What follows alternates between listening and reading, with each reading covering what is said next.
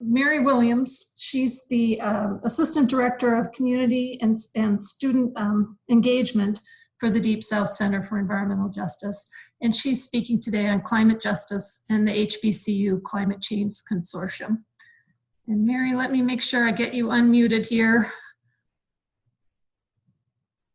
Can you hear me? Oh, yep, you're all ready to go. Great.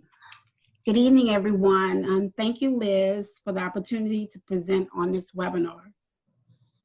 So as Liz mentioned, my presentation will be on climate justice in the HBCU Climate Change Consortium. Before I get into my presentation, I just want to give you a little bit of background of who we are. The Deep South Center, we were developed in 1992 by our founding director, Dr. Beverly Wright, in collaboration with community environmental groups and universities within the Louisiana, Mississippi River Chemical Corridor, Cancer Alley, and the Gulf Coast region. And we address environmental justice issues affecting vulnerable communities. We provide opportunities for communities, scientific researchers, and decision makers to collaborate on projects that promote the rights of all people to be free from environmental harm as it impacts health, jobs, houses, education, and the general quality of life. A major goal of the center continues to be the development of leaders and students in communities of color that are disproportionately harmed by pollution and harmed by pollution and vulnerable to climate change. All of our education, training, and research comes from an equity lens. For example, the students that we work with learn that in Louisiana, 24 of 26 plants, that's 92%, operate near majority African-American communities. And in the United States, 70% of power plants operate within 3 miles of communities of color. African-American communities and low-income communities living near chemical plants in Cancer Alley have long suffered compromised immune systems and higher rates of decisions. A new study shows that the COVID-19 outbreak is poised to hit these people especially hard. So these are some of the problems that can only be eradicated through research advocacy and policy changes. So my focus today will be on training the next generation of climate justice leaders as it relates to climate solutions, specifically here in Louisiana.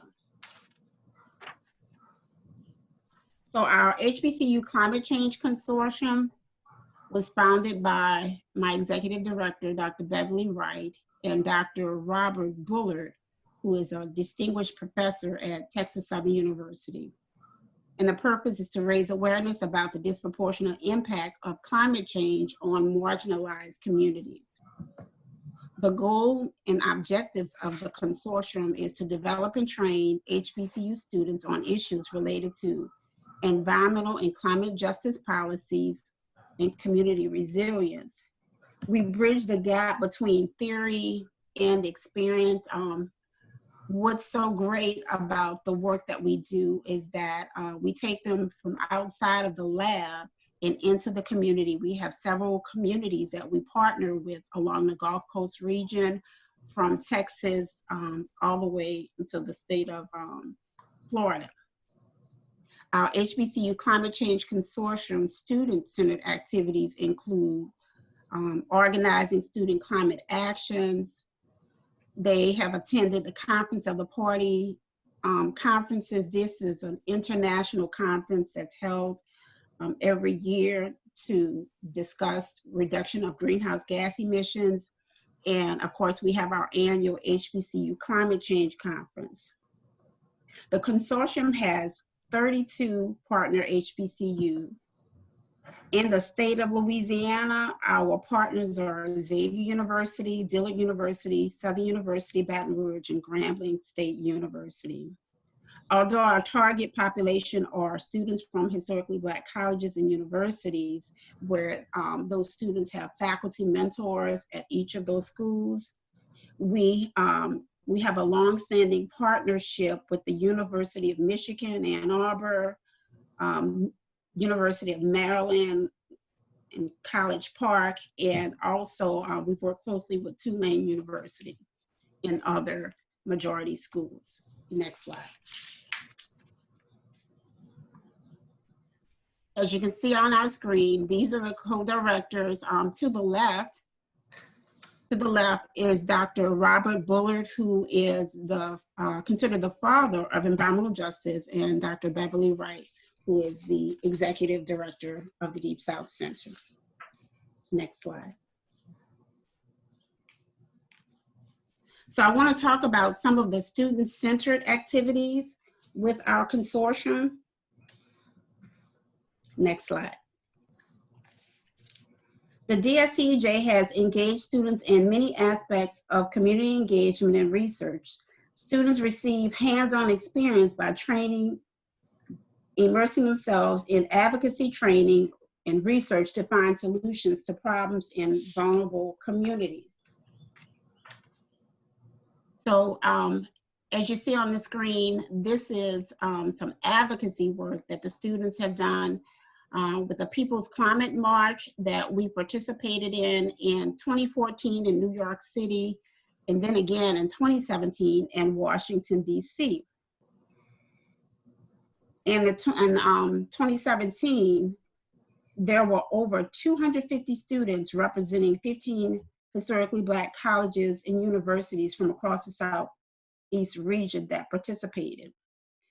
Participating in the People's Climate March gave these students an opportunity to advocate for their communities and schools located in vulnerable regions where intense hurricanes, drought, flooding, and other climate-sensitive hazards are commonplace. Next slide.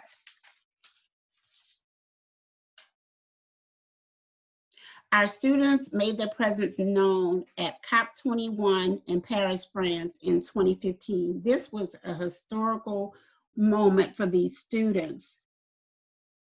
We had 51 delegates that participated from 15 different historically Black colleges and universities. We had majority students, about 29 students, and then their faculty mentors who attended with them. So for those of you on the webinar who are not familiar with the Conference of the Party conference, leaders from over 190 countries at this particular event came together and negotiated core issues on reducing greenhouse gas emissions. And so this is an international climate change conference that happens every year. And this one was historical because I'm sure if you've been keeping up with the news, you hear a lot about the Paris Agreement. And this is the conference where the Paris Agreement was signed. So several HBCU delegates participated in interviews. The student delegates participated in interviews and press briefings in the official climate negotiation space that's called the Blue Zone. Some of the side events that the students attended included interactive simulation of UN climate negotiations, how to implement the Paris Agreement among Citizens Youth Caucus. If you could go back to the other slide. Mm-hmm. And so if you look at the slide to the left, it shows a demonstration that the students participated in, and then below that is a student panel that they were on. It's climate justice experiences and leadership of African American youth. And to the right is a picture of some of us who were there in our delegation there by the Eiffel Tower. On Saturday, December 12th, the Paris Agreement was signed by 186 countries, and the rest is history. And so again, I say this is a historical moment that those students will never forget. Next slide.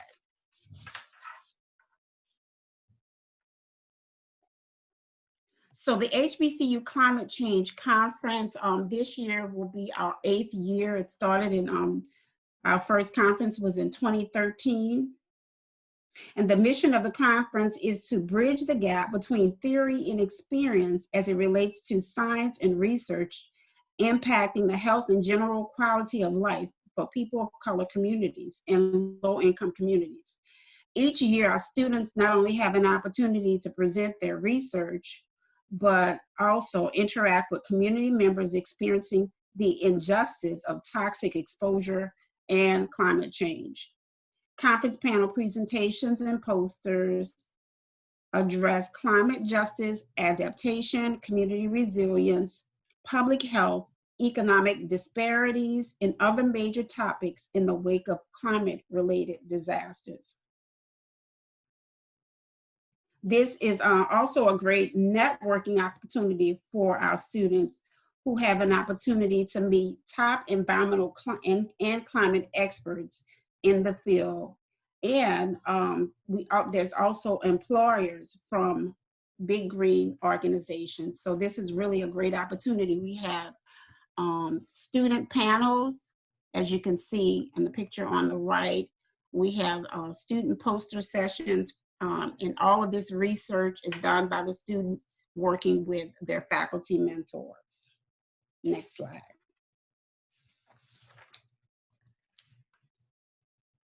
One aspect of the conference is, even though the majority of the students are college students, on that Saturday, it's normally a 4-day conference, but on that Saturday, we have what we call our Generation Next workshop of local elementary, middle, and high school students. And the conference is held here in the city of New Orleans every year. And so pictured on the screen, you have a young lady, she's from Arthur Ashe Elementary School, and she gave a poster presentation at the conference, and her research was on sea level rise. We have also had students who have participated from local high schools, including Warren Easton, De La Salle High School, New Harmony High School, which that particular high school focuses on environmental jobs and environmental research. And St. Augustine High School is another school who has participated in our conference. Next slide. This is a picture of our HBCU climate change students, mentors, and community leaders at one of our conferences. And as you can see, it's also a diverse group of folks who come to the conference every year. Next slide. One of the things that is amazing about this particular project is that since we've been doing it, we had an opportunity to conduct a survey. Where are they now? So, of course, the goal of the conference is to really get these students engaged in environmental justice and in climate justice and be advocates for their communities.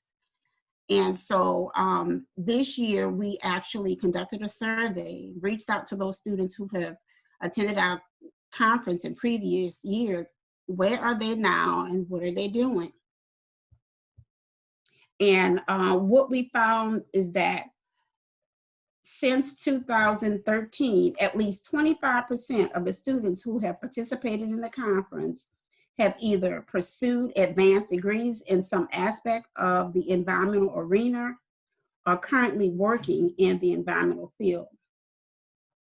And again, we partner with schools from across the Southeast region, but because we're talking about solutions, climate solutions here in Louisiana, I focused on some of the students from here in Louisiana. So Luke Williams, who's a graduate from Southern University A&M in Baton Rouge, received his Bachelor of Science degree in sociology.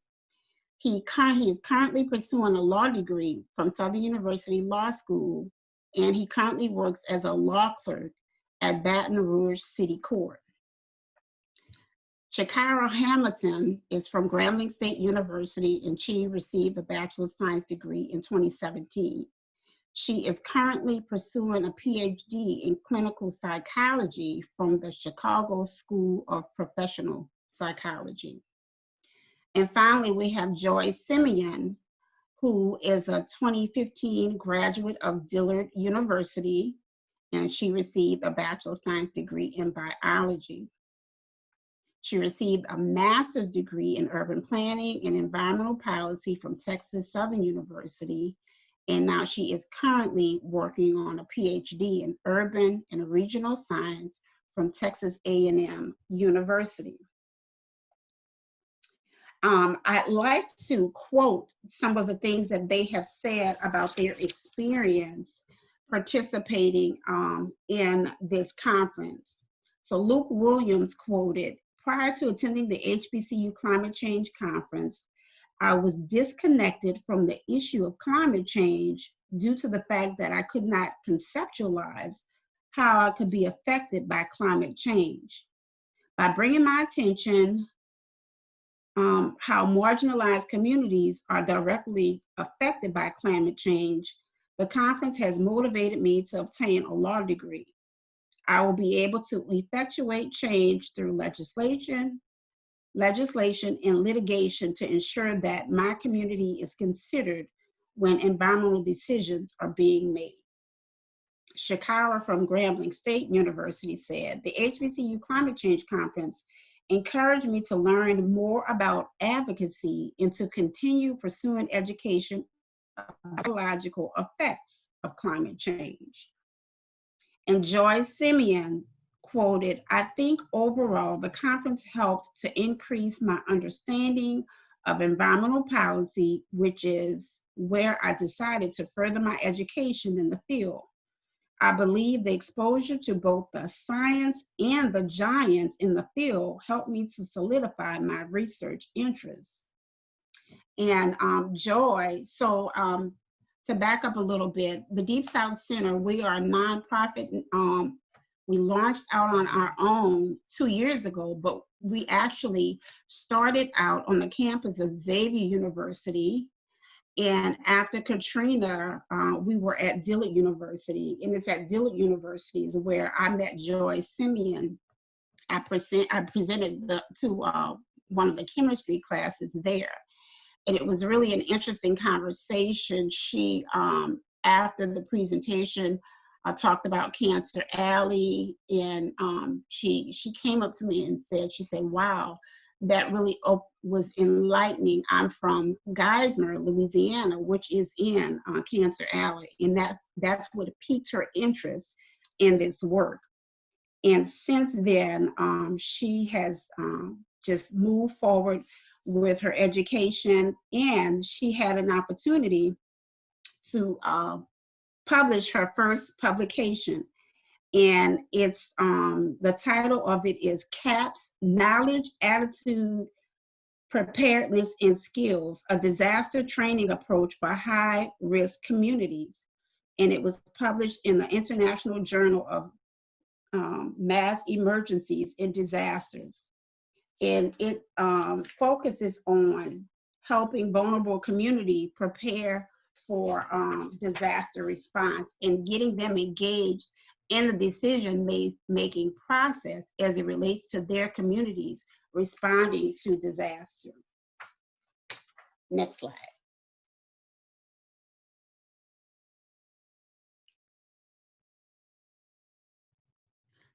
So with that being said, our HBCU Climate Change Consortium has really, we feel, made an impact on changing the mindset of college students and high school students as well.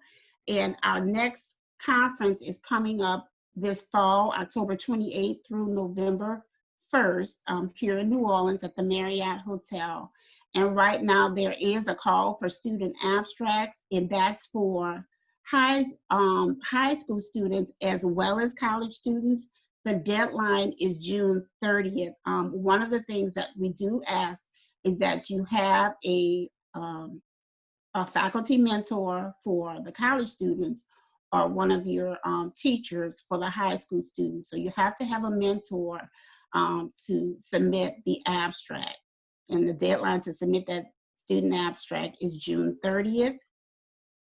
And you can go to our website, and the website is on the screen. You can go to events, and you'll see all of the information about the conference. And if you have any questions about the conference, my email address is on the screen as well. So in closing, the DSCEJ has been intentional about preparing the next generation of climate leaders through advocacy, education, and research as we empower and equip students with the tools needed for climate solutions in Louisiana. Thank you.